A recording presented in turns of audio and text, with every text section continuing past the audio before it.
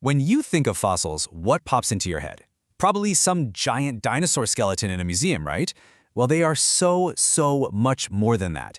Think of them as clues, tiny, ancient pieces of evidence that let us solve the biggest cold cases in our planet's history. So today, let's be detectives. We're going to use these fossils to crack cases of theft, mistaken identity, and a mystery that stretches across entire continents. So that's the big question, isn't it? Our planet has basically written its own autobiography in layers of rock, but how in the world do we read it? How do we take these ancient clues and turn them into a story that actually makes sense? Well, let's dive into our first case and see how it's done. Okay, our first mystery is a big one.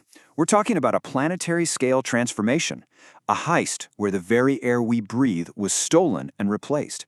Now, the culprits weren't some master criminals. They were microscopic, but their impact, it was bigger than any asteroid. So, meet our prime suspects, stromatolites. Now, these aren't single animals. They're these amazing layered mounds built by huge colonies of bacteria. You can kind of think of them as living rocks. And get this, as the earliest known life on Earth, we're talking 3.5 billion years ago, they were the very first organisms to figure out how to use sunlight for energy. Here's how the heist went down, step by step over an incredible amount of time. These tiny bacteria started photosynthesizing, just like plants. But their waste product was oxygen, which was brand new and actually super toxic to all the other life on the planet. First, this oxygen filled up the oceans. It literally made the iron in the water rust and fall to the seafloor. Then, once the oceans couldn't hold any more, the oxygen started leaking into the atmosphere. This wasn't a quick thing. It was a slow burn process that took about 2 billion years and completely changed our world forever. And wow, just look at the result. On the left, you've got the old atmosphere, a mix of nitrogen, methane, and water vapor, almost no oxygen to speak of. And on the right, that's our world. That 21% oxygen we all need to breathe is the direct result of those ancient little microbes. The big takeaway here is that fossils show us life isn't just along for the ride on planet Earth, it's a force powerful enough to completely change the planet's chemistry. Okay, so let's move on to our next case. We're jumping forward billions of years, from microscopic life to a pretty fearsome predator. This one is a classic case of mistaken identity, and it really shows you how tricky it can be to figure out what a creature from the distant past actually was. Can you believe it? A catfish? When this fossil, which would later become New York's official state fossil, was first found, the scientists looking at it thought, hey, looks like some kind of ancient catfish. It's just a fantastic reminder that science is always a work in progress. Our understanding gets better as we find more clues and come up with new ways to analyze them. But after a lot more study, its true identity was revealed.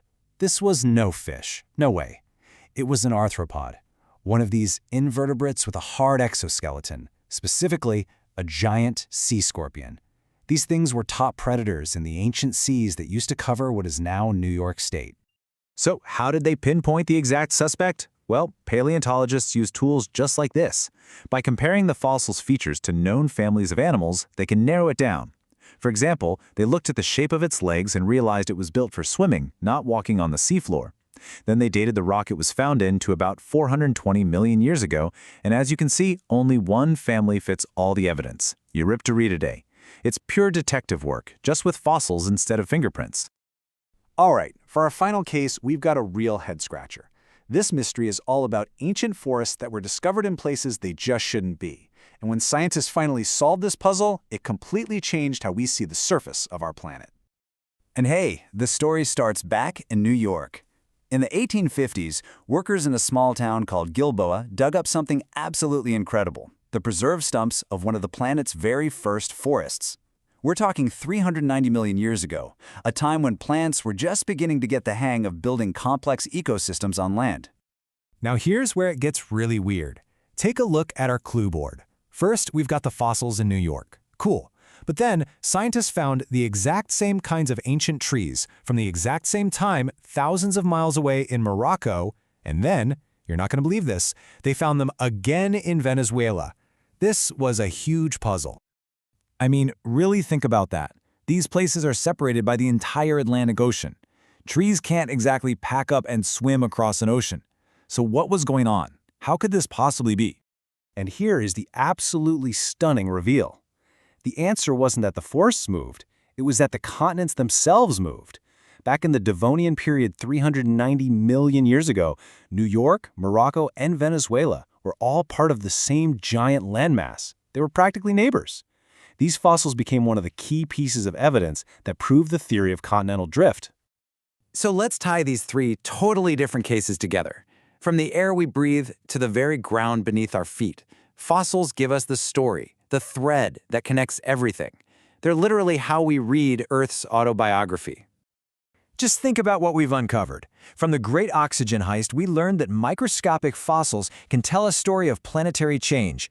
From the sea scorpion, we saw how a few fossil details can help us rebuild an ancient creature with incredible accuracy. And from those wandering forests, we discovered that fossils can prove that the ground we stand on is constantly on the move.